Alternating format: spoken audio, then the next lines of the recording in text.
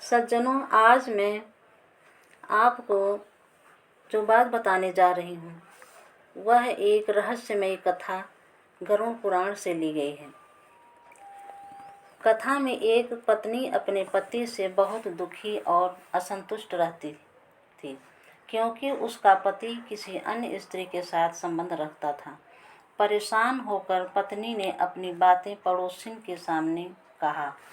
पड़ोसिन ने उनको एक राय दिया कि तुम मेरे साथ वन में चलो, वहाँ एक तांत्रिक महिला रहती है, वो कोई उपाय अवश्य बताएगी। दूसरे दिन दोनों तांत्रिक महिला के पास गए।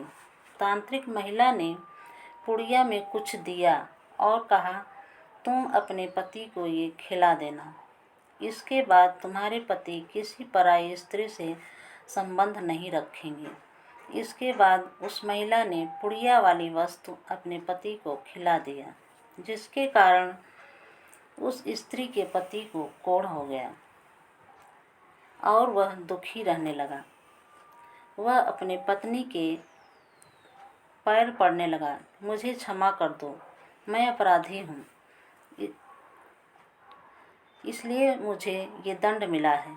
और जैसे ही पति ने पत्नी का पैर पकड़ा, पत्नी का पूरा शरीर काला पड़ गया और शरीर छोड़ने के बाद फिर उसको छिपकली का शरीर प्राप्त हुआ। उसे ये बात मालूम था कि अगर किसी के द्वारा उसको ये बात मालूम था कि उसको अगर एकादशी का व्रत का पुण्य मिल जाए तो उसका उद्धार हो जाएगा। इसी इंतजार में वह रहती थी। एक दिन धर्मात्मा राजा रानी के साथ जा रहे थे। यह देखकर छिपकली रास्ते में आ गई। राजा उसको बचाने के लिए उतरे। उस पर वो राजा से बोली, राजन, अगर आप मुझ पर अनुग्रह कर दें तो मेरा उद्धार हो जाए। राजा ने पूछा कि मैं तुम्हारी क्या सहायता कर सकता हूँ। छिपकली ने राजा से अपनी सारी कहानी बताने के बाद कहा कि आप अपने एकादशी व्रत का पुण्य 1 वर्ष का मुझे दे दें तो मेरा उद्धार हो जाएगा।